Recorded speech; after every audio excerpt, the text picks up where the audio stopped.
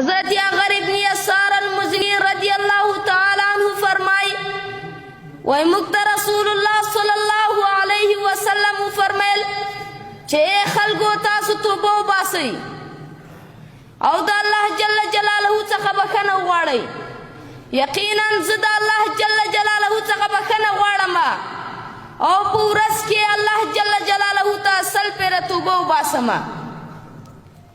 نو محترمو موږ او تاسو ته سوچ او فکر پکار ده. هغه انسان چې الله جل جلاله معصوم پیدا کړی، هغه انسان چې الله جل جلاله ما تقبل او ما تاخر گناهونه معاف کړي دي، هغه انسان چې الله جل جلاله د اوم اسمان څخه پورته خېژولی ده، هغه انسان چې الله جل جلاله دنیا ته رحمتا للعالمین رالیږلی ده، هغه په ورځ کې د اویاونه زیات او سل ځلې توبه وباسي. نو موږ او تاسو ته څه پکار ده چې د سر څخه تر پښو پورې په ګناهونو کې پټ یو. که چېرته موږ او تاسو د ورځې زر ځلې توبه وباسو لا هم کمه ده. همدارنګه حضرت حافظ جلال الدین السیوطی رحمه الله تعالی په خپل تفسیر الدر المنصور فی تفسیر بالمأثور کې لیکي وی حضرت معاذ ابن جبل رضی الله تعالی عنہ د دې آیات په اړه پوښتنه وکړه، یا ایها الذین آمنوا توبوا الی الله توبة نصوحا. وی دی الله رسوله توبه نصوحت څه ته وایي؟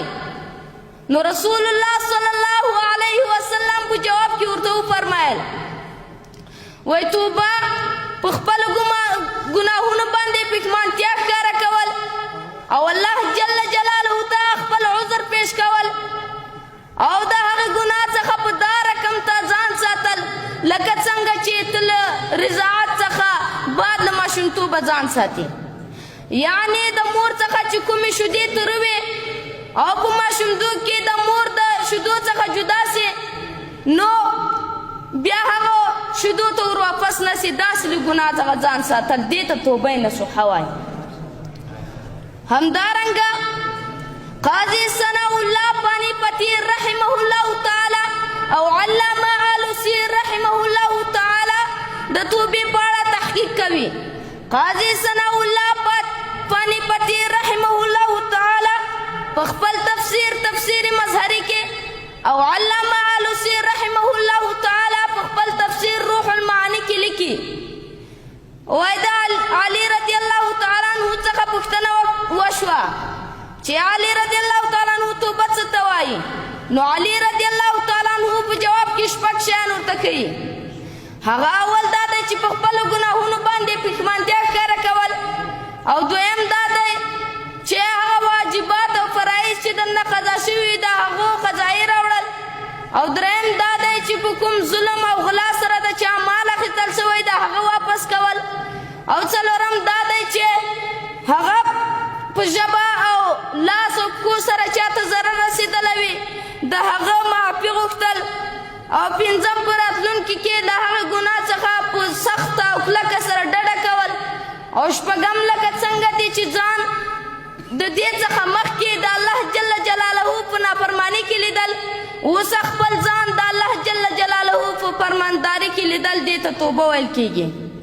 همدارنګه د عبقر الکردي په واقعه کې راځي، دا واقعه علامه ابن قدامه المقتصي رحمه الله تعالی په خپل کتاب التوابین کې او علامه زکریا رحمه الله تعالی په فضائل الصدقات کې دا واقعه ذکر کړې ده. وی عبقر کردي دا یو لوی ډاکو او غلو او ډېر مشهوره و. نو یوه ورځ دی وایي چې موږ غلا ته د خپلو ملګرو سره غلا ته روان شومه، نو کله چې موږ په لاره کې یو ځای کې دمه کوو چې دوه ونې دي هغه شنې دي د خرماو دي او یوه ونه ده هغه وچه ده. نو عبقر کردي وایي چې دلته یو مرغۍ وه، هغه مرغۍ به دا شنې ونې څخه خرماوې شکولې او هغې وچې ونې ته به یې وړلې او هلته به په یو شاخ کې کېښودې. نو عبقر کردي وایي چې ما دې ته سودا شوله ور وختلمه، کله چې دې وچې ونې ته وختمه نو په شاخ کې یو دانه مار ده چې هغه نابینا او ړوند ده.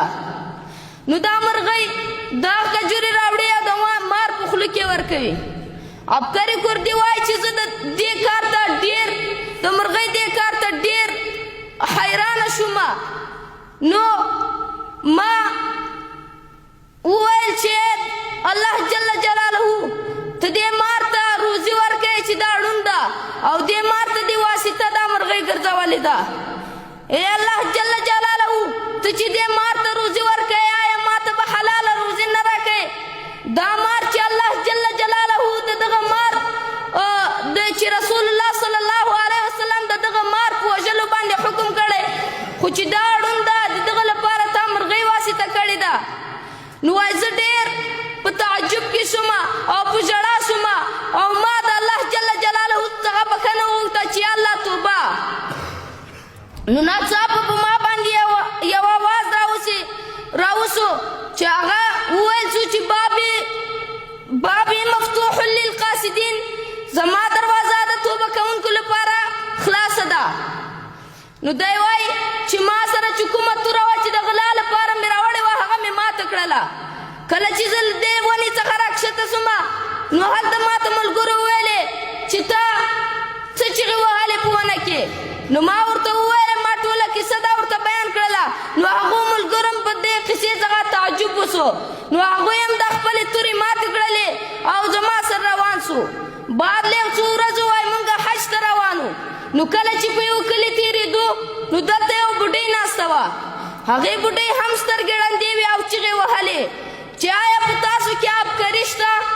نو زما ملګرو وایي ورته ویلې چې نعم زموږ کې آبکري په نامونه پر شته. نو دغې بوډۍ ورته ویلې